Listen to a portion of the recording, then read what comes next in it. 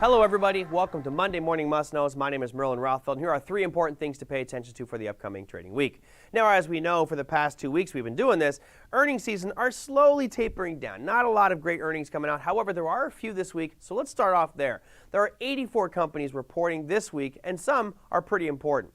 As you can see, on Monday, you've got SNP, which is China Petroleum, but then the one of interest is Lennar. Home builders are reporting the new home sales on Friday, so we'll get a sense as to what that number might look like with a couple of home builders reporting earnings this week.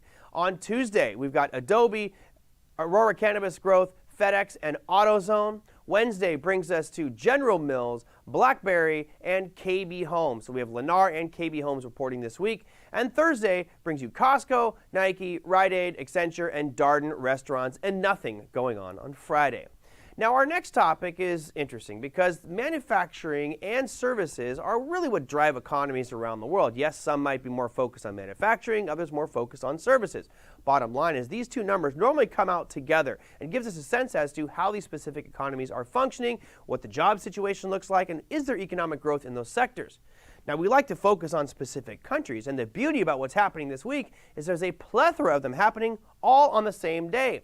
As you can see, on Thursday, we start things off with the French. At 3:15 a.m. Eastern Standard Time, they report their manufacturing and services numbers, followed closely by the Germans at 3:30 in the morning. Then we have the entire EU reporting at 4 a.m. Oh, but wait, there's more. We move on to the UK at 4:30 Eastern Standard Time. They're reporting their numbers. And then finally, we bring it up with the U.S. markets. That's at 9:45 a.m. Eastern Standard Time, which is 15 minutes into the trading day, which could create some great volatility. Bottom line is we'll get a much greater reading on global manufacturing and services numbers on Thursday. That brings us to our final piece, which is the helmsman who's steering these markets in the United States. That is the Federal Reserve. The FOMC will be making an announcement on Wednesday, and that's an important one because Wednesday at 2 p.m. Eastern Standard Time, Mr. Powell will get out there and say, we're going to do this with regard to rates, and here's what we think about inflation and what we're going to do about that. Which way is it going to go? Heck if I know. Bottom line is I know there's probably going to be a good amount of volatility. And it's important because the U.S. is really the one that's driving the global economy. Not to sound arrogant or cocky, but it's just historically the way that things are. Now, that might be shifting in the future, but right now it's about the U.S. Federal Open Market Committee, or FOMC.